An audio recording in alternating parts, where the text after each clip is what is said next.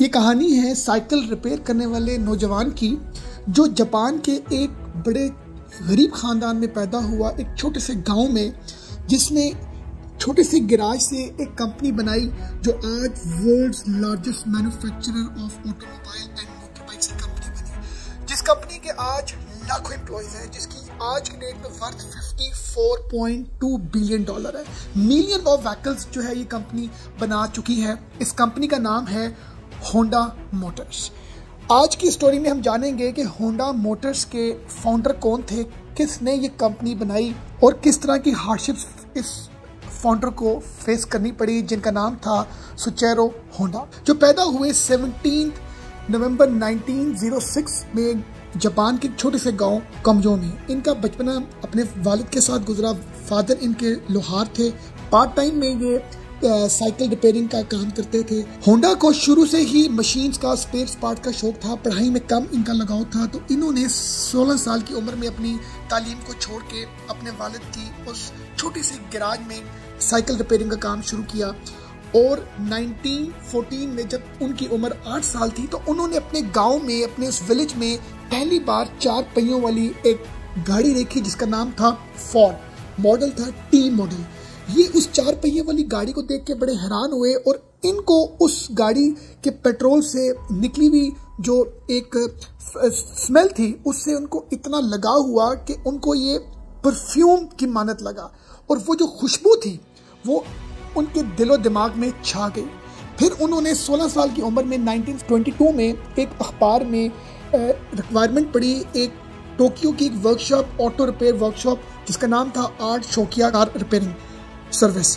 वहाँ पर कुछ टेक्नीशियंस रिक्वायर्ड थे, तो होंडा ने वहाँ पर अप्लाई किया। उनको लकीली जॉब मिली और वो अपने पेरेंट्स को और अपने गांव को छोड़ के टोक्यो शहर में आए और उन्होंने आर्ट शोकाई वर्कशॉप को ज्वाइन किया। उम्र में वो सबसे कम थे उधर जितने भी वर्कर्स थे, तो जिसकी वजह से उनको उनकी मैनेजमेंट ने दूसरे कामों में जो है वो अपॉइंट किया, जहाँ पर उनका काम था क्लीनिंग करना, चाय सर्व करना और बेबी सिटिंग करवाना उस कंपनी के वर्कशॉप के ऑनर के बच्चे को। टाइम गुजरता रहा। होंडा बहुत डिसपॉइंट हुए कि जिस काम के लिए वो आए हैं वो काम उनको नहीं मिल पा रहा, रिपेयरिंग का, मैकेनिक का। तो टाइम गुजरने के साथ जो होंडा थे उन्होंने रिक्वेस्ट की आर्ट शुकाई के ऑनर को कि आप मुझे ऐसा काम दें जो रिपेयरिंग से रिलेटेड हो, मैकेनिक से रिलेटेड हो। तो लकीली उनको अपॉर्चुनिटी मिली एज ए मैकेनिक काम करने की। तो जहाँ पर उनका मेन काम था, जो इम्पोर्टेड गाड़ियाँ आती थी उस टाइम पर, जापान की अपनी उतनी मैन्युफैक्चरिंग नहीं थी, तो इम्पोर्टेड गाड़ियों की वो रिपेयरिंग करते थे, उनके पिस्टन्स, उनके रिंग। इस तरह उन्होंने टाइम देते हुए, महारत हासिल करते हुए 21 साल की उम्र में उन्होंने आर्ट शुकाई वर्कशॉप में एक अच्छा नाम बनाया। और 1928 में इस कंपनी के ऑनर ने एक और वर्कशॉप बनाई एक दूसरे शहर में, जहां पर होंडा को ये अपॉर्चुनिटी मिली कि वो एज ए सुपरवाइजर वहां पर काम करे। और उस टाइम पर सिर्फ 1% जो था वो होंडा के साथ अटैच हुआ उस वर्कशॉप में, और विद इन 2 years उस नई वर्कशॉप के 30 नंबर ऑफ एम्प्लॉयज बन गए।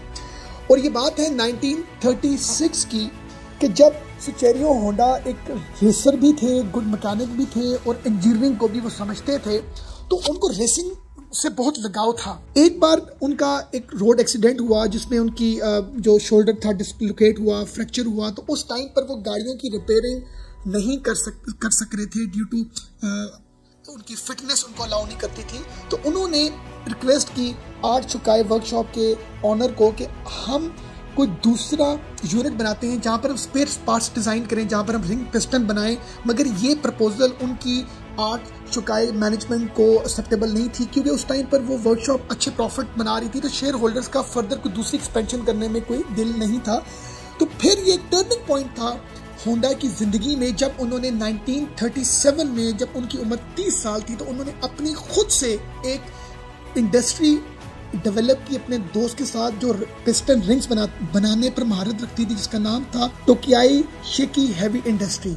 उन्होंने 50 रिंग पिस्टन्स जो हैं वो डिज़ाइन किए टोयोटा के लिए, जिसमें से 47 रिजेक्ट हो गए। और ये उनके लिए बड़ा डिसअपॉइंटिंग एक मोमेंट था। उन्होंने फिर जापान की डिफरेंट जो वर्कशॉप्स थी, डिफरेंट कार मैन्युफैक्चरिंग कंपनीज थी, उन्होंने विजिट की, वहाँ से रिंग पिस्टन की रिक्वायरमेंट को समझा, उसकी क्वालिटी को समझा। इसी दौरान उन्होंने एक इंस्टीट्यूशन में दाखिला लिया ताकि वो अपनी स्किल्स को इन्हांस कर सकें मेटलर्जी से रिलेटेड। फिर फाइनली 1939 में 3 साल की कॉन्टिन्यूस मेहनत के बाद उन्होंने एक पिस्टन रिंग बनाया जो बड़ा पॉपुलर हुआ, जिसका कॉन्ट्रैक्ट उनको टोयोटा से मिला। और इसकी जो रिंग पिस्टन की डिमांड और भी जो कार मैन्युफैक्चरर्स थे उन्होंने की, तो वक्त गुजरता रहा तो 2000 वर्कर्स जो हैं वो सुचेरियो होंडा ने अपॉइंट किए और उनकी ज़िंदगी का ये पहला सक्सेसफुल सफ़र था। मगर ये सफ़र ज़्यादा अर्सा ना चल सका, क्योंकि 1941 में जापान में वर्ल्ड वॉर 2 चल रही थी, जिसकी वजह से गवर्नमेंट ने बहुत सी जो वर्कशॉप्स थी, बहुत सी इंडस्ट्रीज थी, इनको टेक ओवर कर लिया, जिसकी वजह से उनका वो काम बंद हो गया। और उसी कंपनी में उनको जो है डी प्रमोट करके उनको सीनियर मैनेजिंग डायरेक्टर बना दिया गया। 3 साल के बाद 1944 में एक बहुत बड़ा सानिया सुचेरियो होंडा की जिंदगी में आया, जब एक मिसाइल उनकी उस वर्कशॉप में गिरा, जिसकी वजह से वो वर्कशॉप डिस्ट्रॉय होगी। और 1945 में नेक्स्ट ईयर जो है वो एटम बम जापान में गिरा, जिसकी वजह से जापानीज ने सरेंडर कर दी यूएसए को। और एक ये वो वक्त आया जब जो थोड़े सारे एसेट्स रह गए थे होंडा के, वो उसने सेल कर दिए टोयोटा को 4.5 लाख यन में। अब सुचेरियो होंडा के पास ना खाने के लिए कुछ था, ना कोई शेल्टर, ना कोई ट्रांसपोर्टेशन, बिल्कुल वो अपनी ज़िंदगी के मुश्किल तरीन हालात से उनका गुजर हो रहा था। इतने में उनकी ज़िंदगी में बहुत बड़ा गेम चेंजर आया जब उन्होंने ये गैप एनालिसिस किया कि जापान में ट्रांसपोर्टेशन कम है, अगर है तो बहुत कॉस्टली है, पेट्रोल की किल्लत है।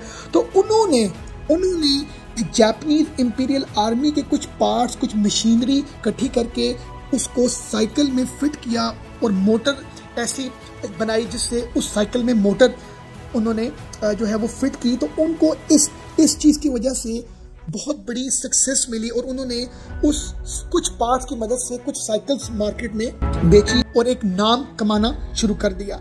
इतने में उनको ऑर्डर्स इतने ज़्यादा आए, मगर वो पार्ट्स जापानीज इंपीरियल आर्मी के कम होने की वजह से उन्होंने कस्टम मेड खुद से ऐसी पार्ट्स, ऐसी मशीन और ऐसे इंजन बनाए जो उन्होंने साइकिल में फिट किए। और ये जापान की हिस्ट्री में फर्स्ट टाइम था कि उसकी साइकिल में मोटर फिक्स होने से एक मोटरसाइकिल का कॉन्सेप्ट उन्होंने इंट्रोड्यूस किया। मगर फंड्स कम होने की वजह से उन्होंने 18,000 शॉपकीपर्स को खत लिखा कि जिसने ऐसी मोटरसाइकिल बनानी है जो कम कंजम्पशन करे पेट्रोल की और बड़ी इकोनॉमिकल हो, तो वो हमसे रब्ता करे। तो उनको 3,000 शॉपकीपर्स से जो है ऑर्डर्स मिले और ये उनकी ज़िंदगी में एक बहुत बड़ा वेंचर बना।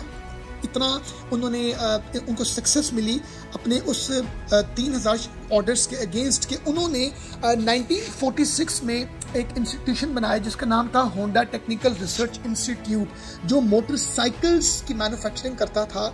और फिर उन्होंने 1948 में उसको कन्वर्ट कर दिया होंडा मोटर्स को, जिसको हम आज जानते हैं।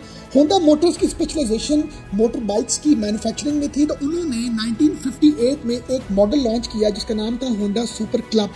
ये इतना पॉपुलर हुआ और इसकी जो सेल थी वो लोकली से ग्लोबली हुई और 1960s में ये वर्ल्ड की बिगेस्ट कंपनी बन गई मोटर बाइक मैन्युफैक्चरिंग की, होंडा मोटर्स।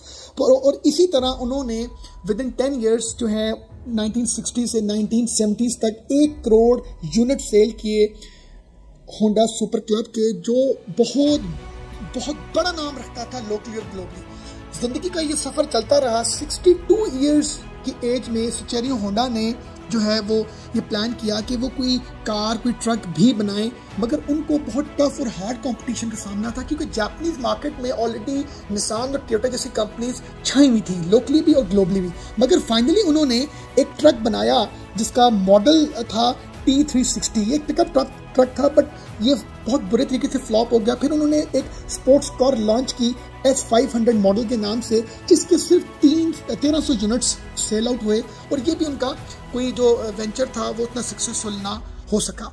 टाइम गुजरने के साथ होंडा ने अपने डिज़ाइंस को बेहतर किया, अपनी टेक्नोलॉजी को बेहतर किया, अपने रिंग पिस्टन की जो एक टेक्नोलॉजी को मज़ीद इन्हांस किया, इम्प्रूव किया। तो फाइनली एक बहुत बड़ी सक्सेस सुचेरियो होंडा को मिली वो कब 1972 में जब उन्होंने होंडा सिविक लॉन्च की और ये जो होंडा सिविक मॉडल था ये दुनिया में छा गया।